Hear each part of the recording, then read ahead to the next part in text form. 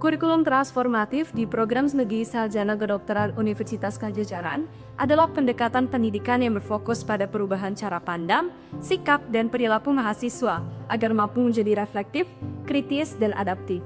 Pembelajaran tidak lagi dikotak-kotakan secara terpisah, seperti anatomi, fisiologi, baru dilanjutkan dengan patologi, dan seterusnya. Tetapi kurikulum ini menerapkan adanya integrasi ilmu dasar dan juga ilmu klinis untuk membangun pemahaman yang lebih utuh dan kontekstual, demi mencapai lulusan dengan profesionalisme yang tinggi, kepemimpinan, dan juga kreativitas. Kurikulum transformatif di FK Unpad menekankan pengembangan 6 kompetensi utama yang kita kenal dengan 6C, yaitu karakter, citizenship, critical thinking, creativity, collaboration, dan juga communication. Teman-teman penasaran gak sih sama keseharian mahasiswa di FK Unpad? Di FK Unpad kegiatan belajarnya nggak cuma duduk di kelas dan dengerin dosen aja. Sistemnya dirancang dengan lengkap dan juga interaktif supaya kita sebagai mahasiswa kedokteran bisa belajar secara menyeluruh. Nah, kegiatan utamanya terbagi menjadi beberapa bentuk, yaitu seminar pakar atau sekar, skills lab, lab activity, dan juga tutorial. Yang pertama, ada sekar atau singkatan dari seminar pakar. Kegiatan ini semacam kuliah umum yang dibawakan langsung oleh pakar yang ahli di bidangnya, baik dari dosen ataupun dari dokter dari FK Unpad itu sendiri. Bahkan bisa mengundang narasumber dari luar kampus. Kegiatan ini memiliki topik yang berbeda-beda sesuai dengan sistem yang sedang dijalaninya. Selain itu, pada kegiatan ini juga dilengkapi dengan sesi tanya jawab, sehingga menyediakan kesempatan untuk mahasiswa bisa lebih dalam untuk memahami topik yang sedang dibawakan. Selanjutnya adalah lab activity dan juga skills lab. Lab activity sendiri merupakan kegiatan laboratorium di mana kita belajar lewat observasi dan praktik langsung. Kegiatan lab diawali dengan pretest, kemudian pemaparan materi, dan dilanjutkan dengan pengamatan serta praktik langsung. Di akhir sesi akan diadakan post-test untuk menguji pemahaman kita setelah melakukan kegiatan lab activity. Kemudian ada juga skills lab, di mana skills lab ini berfokus pada keterampilan klinis. Kita akan dilatih hal-hal praktis seperti komunikasi dengan pasien, pemeriksaan fisik, dan juga tindakan medis dasar. Kegiatan ini penting banget loh teman-teman, karena bertujuan untuk menyiapkan kita terjun ke dunia klinis dengan memahami implikasi dan penerapan praktik ilmu kedokteran dengan baik dan benar. Di samping itu, kita memiliki digital tutorial yang dilaksanakan secara luring minimal 3 kali dalam seminggu atau 18 kali dalam satu blok untuk memastikan interaksi yang intensif antara mahasiswa dan juga tutor. Tutorial ini menerapkan sistem project group di mana suatu kelompok akan terdiri dari gabungan mahasiswa dari berbagai semester.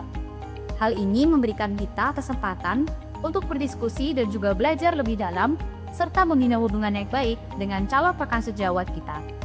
Ingat ya, bahwa prinsip di FK Unpad adalah Inasa Sumpurodo, Ing Matio Mamengkarso Kutwuri Handayani. Di mana di sini kami saling membimbing, saling dijaga, dan juga saling membantu. Setiap grup tutorial akan didampingi 1-2 orang tutor yang akan membimbing pembelajaran secara penuh agar perkembangan akademik dan juga profesional mahasiswa dapat dikawal secara berkelanjutan. Nantinya, tutor akan melaporkan perkembangan mahasiswa tiap minggu melalui rubrik observasi yang mencakup pemahaman materi, partisipasi, dan nilai sikap profesional. Mahasiswa yang tidak hadir dalam kegiatan tutorial wajib mencatat ketinggalan dengan menerjemah tugas yang hanya Andeka Koretu. Selanjutnya, penasaran gak sih dengan bentuk ujian di FK Unpad? Ujian di FK Unpad punya 2 bentuk, yaitu ujian sumatif dan formatif. Sumatif terdiri dari SGAS, FASGAS, dan self-reflection. Wah, istilahnya asing ya teman-teman. Yuk kita bahas satu-satu. Esai gagasan atau SGAS adalah bentuk penilaian akhir yang mengajak mahasiswa mengeluarkan pemahaman mereka tentang dunia medis, penanaman jenis, dan isu etika dalam jenisan yang runtut dan termak. Dalam setiap blok, mahasiswa akan membuat sebuah esai gagasan. Di sini, mahasiswa ditantang untuk berpikir kritis dan juga kreatif dengan menggabungkan berbagai sumber informasi serta menawarkan solusi nyata berbasis kritis untuk masalah kesehatan. Mahasiswa dapat memilih bentuk karya seperti proposal ilmiah, ide bisnis, program pengabdian, teknologi, prototipe, produk inovatif, video kreatif, atau esai dari masa depan. Selain menulis, mahasiswa juga akan mempresentasikan gagasannya lewat people pose atau seminar untuk menunjukkan bahwa idenya tidak hanya orisinal, tetapi juga relevan dan juga bisa diterapkan. Semua ini nantinya akan dinilai mulai dari proses selama tutorial hingga sidang akhir di mata web rubrik non-sip. Kedua, ada festival gagasan atau FESGAS yang kita kenal dengan grup project. Kegiatan ini menekankan aspek kolaborasi antar mahasiswa untuk membangun sikap profesionalisme. Tugasnya adalah mencari masalah kesehatan di masyarakat, menganalisis situasi, lalu membuat solusi atau ide intervensi yang cocok dan bisa diterapkan di masyarakat. Selama proses pengerjaan, mahasiswa harus menunjukkan kreativitas, kerja tim yang baik, saling menghormati, dan tanggung jawab. Kegiatan ini akan dilaporkan dalam sebuah karya tulis yang harus menunjukkan pemikiran yang didasarkan bukti ilmiah, mengandung unsur inovasi, serta dilengkapi dengan dokumentasi yang jelas terkait proses perencanaan hingga pelaksanaan. Sekali lagi, penilaian dilakukan oleh panelis dengan rubrik NRC saat presentasi akhir.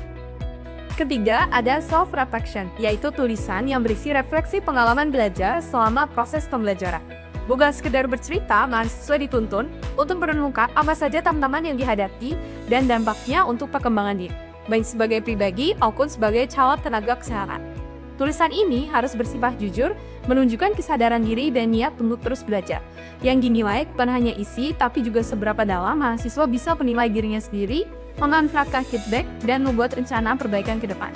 Penilaian ini bertujuan untuk menunjang pembentukan karakter mahasiswa sendiri dan kembali lagi ke profesionalisme sebagai seorang calon. Lalu tipe ujian kedua adalah ujian formatif yang terdiri dari CBT dan mini OSCE. Terakhir, sedikit fun fact tentang FK Unpad, bahwa mahasiswa di sini bisa memulai skripsinya lebih awal kok, dan apabila teman-teman nanti sudah bisa mencapai tahap publikasi, maka tidak perlu lagi ada sidang usulan penelitian dan sidang final PEPS. Menarik banget ya kesempatannya. Secara keseluruhan, kurikulum transformatif Prodi Sarjana Kedokteran FK Unpad ini menaruh titik berat pada penilaian aspek profesionalisme, berupa perbaikan terus-menerus pada aspek NACC, yaitu karakter, citizenship, critical thinking, creativity, collaboration, dan communication, sehingga setiap mahasiswa bisa mencapai kapasitas optimal mereka masing-masing. Nah, gimana teman-teman? Sudah paham kan dengan kurikulum dan kegiatan di FK Unpad ini? Kita tunggu teman-teman di kelas. Selamat datang di FK Unpad. Selamat berproses, selamat berkembang menjadi dokter pemimpin masa depan.